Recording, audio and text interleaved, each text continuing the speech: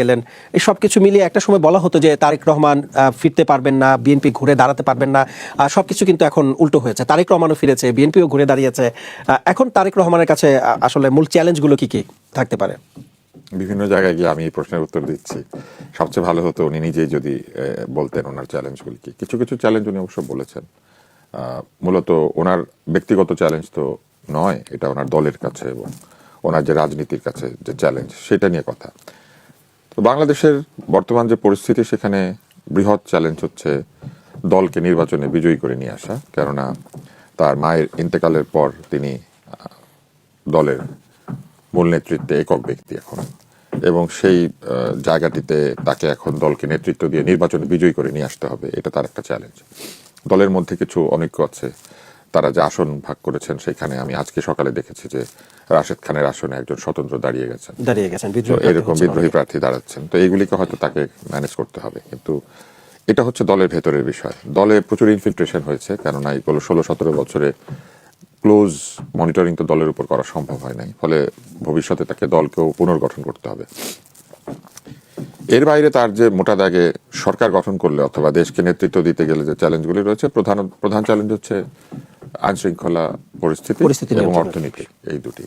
এর বাইরে অন্যান্য যে কাজগুলি সরকারকে করতে হয় সেগুলি তো রয়েছেই।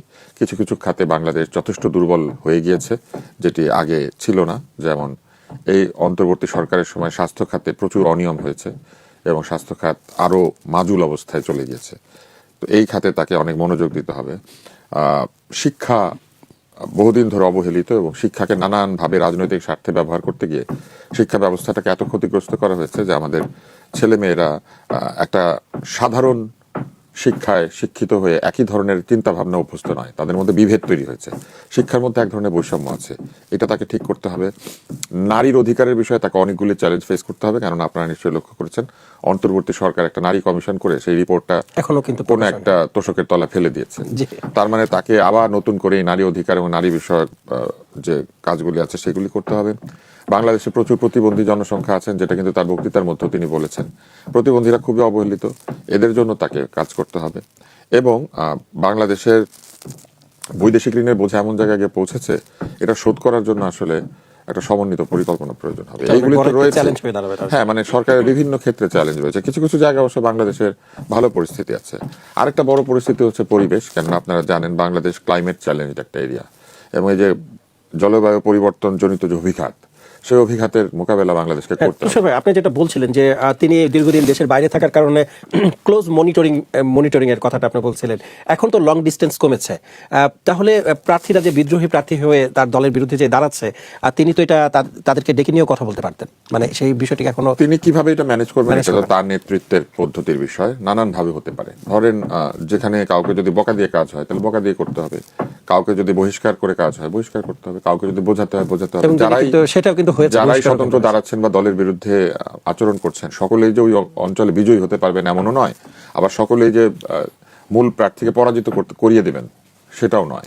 তো এই কারণে এটা আসলে এক একজনকে এক এক ভাবে এটা হ্যান্ডেল করতে হবে বলে আমার মনে হয়। মোটা দাগে দলীয় শৃঙ্খলা অ্যাপ্লাই করতে হবে, আর এরপরে ব্যক্তিগতভাবে বিবেচনা করে কাকে কিভাবে বন্ধ করা সম্ভব এটা দেখতে হবে। কিন্তু এইটা কিন্তু আসলে বড় বিষয় না। একটা বড় বিষয় যেটি রয়ে গিয়েছে সেটি হচ্ছে যে আগামী নির্বাচন যাতে নিরপেক্ষ এবং গ্রহণযোগ্য এবং সুষ্ঠু হয়, এই জন্য মাঠেও প্রচুর পরিমাণে বিএনপিকে এবং বিএনপির যারা মিত্র দল তাদেরকে এক ধরনের চাপ অব্যাহত রাখতে হবে। ঠিক একইভাবে উল্টো দিকে যারা আছেন তাদেরকেও কিন্তু চাপ অব্যাহত রাখতে হবে, কারণ নিরপেক্ষ না হলে যে কোনো একদিকে হেলবে, যে কোনো একদিকে হেলা মানেই হচ্ছে নির্বাচনটা নষ্ট হয়ে যাওয়া। এমন কিন্তু অভিযোগও তুলেছেন অনেক প্রার্থী। আসবো আমি এই বিষয়টি নিয়ে আপনার কাছে। ডক্টর আব্দুল মান্নান, আমি আপনার কাছে একটু আসতে চাই এনসিপির জোট নিয়ে। আমি আরেকটু প্রশ্ন করতে চাই আপনার কাছে। আপনারা তো এনসিপির সাথে জোট করেছেন, আওয়ামী লীগের প্রধান প্রতিপক্ষ কিন্তু এনসিপি, মানে তারা মনে করেন আর কি যে কেননা হচ্ছে এনসিপির আন্দোলনের মাধ্যমে কিন্তু তারা এনসিপির আন্দোলন এটা ঠিক হবে না, এটা তরুণদের আন্দোলন, যেটা আমি বলবো আর কি, আপনারাও ছিলেন সেই আন্দোলনের সবার সমন্বয়, কিন্তু তো অভ্যুত্থানের পরে আপনি এনসিপির আন্দোলন, আচ্ছা তরুণদের আন্দোলনের কারণেই কিন্তু যে আপনারা নতুন একটি বাংলাদেশের কথা যেটা বলছেন সেই বিষয়টি এখন এনসিপির সাথে জোট করার কারণে আওয়ামী লীগের যে ভোটারগুলো রয়েছে সেই ভোটার থেকে জামায়াত বঞ্চিত হবে কিনা? আচ্ছা, এইটা আপনাদের মানে মিডিয়ার বক্তব্য দেখে মনে হয় যে আপনারা খুব কষ্টে আছেন, এনসিপি কেন আমাদের সাথে জোট করলো। এই অনেকগুলো মিডিয়ায় আমার এটা আলোচনা শুনে বা প্রশ্ন শুনে মনে এটা হয় কিন্তু এখন যে প্রশ্ন, মানে এটা প্রশ্ন সামাজিক না, যোগাযোগ এটা হচ্ছে মাধ্যমে যে কিন্তু তারা এমনটা হচ্ছে। যারা চেয়েছিল মানে এটা নিয়ে এনসিপি গুঞ্জন কে চলছে। বিএনপির সাথে কিংবা অন্যদের সাথে মিলিয়ে একটা কিছু করার, সেই জায়গা ব্যর্থ হওয়ার পরে অনেক বড় ধরনের আঘাত পেয়েছে মনে হয়, কষ্ট থেকে মেনে নিতে পারছে না, কেমনে হইলো এরা এই জাতীয় দলের সাথে কেন যাবে, জামাতের সাথে, এরকম একটা মানে কষ্ট এবং হ্যাঁ, জামাত বেদনা নিঃসন্দেহে বড় বেদনা একটি দেখা দল। যাচ্ছে। যে কেউ স্বাধীন দেশে যাইতে পারে কারোর পক্ষে, আমরা তো বিএনপির সাথে দীর্ঘ বছর ছিলাম, সেটা নিয়ে তো আপনারা প্রশ্ন করা না, উচিত। এখন হচ্ছে ভোটের হিসেব, যেহেতু ভোটের হিসেবে হিসাবে প্রশ্নটাই কিন্তু আমি মনে করি বিএনপি আওয়ামী লীগ যারা করে, তারা যারা সন্ত্রাসী এবং যারা হচ্ছে এখানে কালপিট, তাদের অধিকাংশই পালিয়ে গেছে। আর দ্বিতীয় হচ্ছে ভোটার হিসেবে সে আওয়ামী লীগ করুক আর আওয়ামী লীগের সমর্থক হোক, তারও তো একটা বিবেক বুদ্ধি আছে, সে কাকে ভোট দিবে। এই সিদ্ধান্তটা তো এনসিপি জামাতের পরে ডিপেন্ড করবে না, এই সিদ্ধান্ত তো ওই ব্যক্তির বিবেক এবং বুদ্ধির পরে নির্ভর করবে। ওই ব্যক্তি যে সমাজে বসবাস করছেন, ওই সমাজে আমরা যারা পলিটিক্যাল পার্টি আছে, সেটা বিএনপি হোক, জামাত হোক, এনসিপি হোক, তাদের টোটাল অ্যাক্টিভিটিস যে যাচাই বাছাই করেই তারা ভোট দিবেন। তারা তো দলীয়ভাবে অন্ধ হয়ে ভোট দিবেন না সবাই, যে ভারত থেকে শেখ হাসিনা বলে দিল আর আমরা ভোট দিয়ে দিলাম।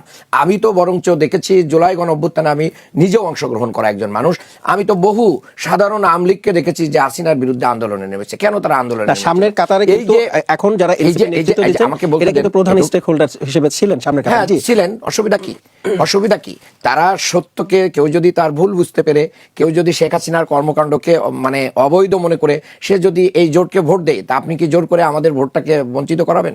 এটা তো কোনো সুযোগ নেই। মানুষকে সত্য যাচাই করার জন্য, বোঝার জন্য ফিল্ড ওপেন করে দেন। এখানে মিডিয়া যদি কারোর দিকে হেলে যাওয়ার চেষ্টা করে, এটা দুর্ভাগ্যজনক। না, এটা মিডিয়া এবং প্রশাসন অনেক ক্ষেত্রে কিন্তু এই নির্বাচনে দেখা যাচ্ছে যে কোনো না কোনো দিক ফেভার করার চেষ্টা করতেছে। আপনি কেন প্রশাসন ফেভার কার দিকে করবেন? হেল্প আপনি করেছে? আপনি মিডিয়া আপনি নিরপেক্ষ থাকেন, নিরপেক্ষ থেকে আপনি বলেন মানুষকে সিদ্ধান্ত নেওয়ার জন্য আমি আব্দুল মান্নানকে কে ভোট দিবে কি না দিবে আমাকে জাস্টিফাই করার সুযোগ দেন। এবারের ভোট শুধু দল দেখে হবে না, এবারের ভোট শুধু মার্কা দেখে হবে না, এবারের ভোট শুধু ব্যক্তি দেখেও হবে না, একটা সমন্বিত কার্যক্রমের মাধ্যমে হবে, দলীয় অ্যাক্টিভিটিস হবে। 5ই আগস্টের পরবর্তী এই সময়গুলোতে একটা দল এবং অর্গানাইজেশনের যে অ্যাক্টিভিটিস আছে, সেই অ্যাক্টিভিটিসগুলো তো মানুষ জাস্টিফাই করার সুযোগ পেয়েছে। এর আগে এই 17 বছর তো আমরা যারা বিরোধী দলে ছিলাম, আমাদের চরিত্র কেমন, আমরা কি কাজ করতে পারি, আমাদের অ্যাবিলিটি কি, আমাদের আইডিওলজি কি, এদেশের মানুষকে আমরা জানাতেই পারি নাই।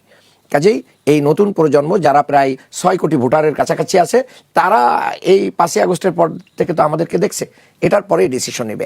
দ্বিতীয় হচ্ছে যে দেখেন, এই প্রজন্ম বাংলাদেশের যতগুলো বিশ্ববিদ্যালয়তে সংসদ নির্বাচন হয়েছে, সেই সংসদ নির্বাচনগুলোতেও তো ছাত্র সংসদেও তো তারা ভোট দিয়েছে, তারা তো জেনে বুঝেই দিয়েছে।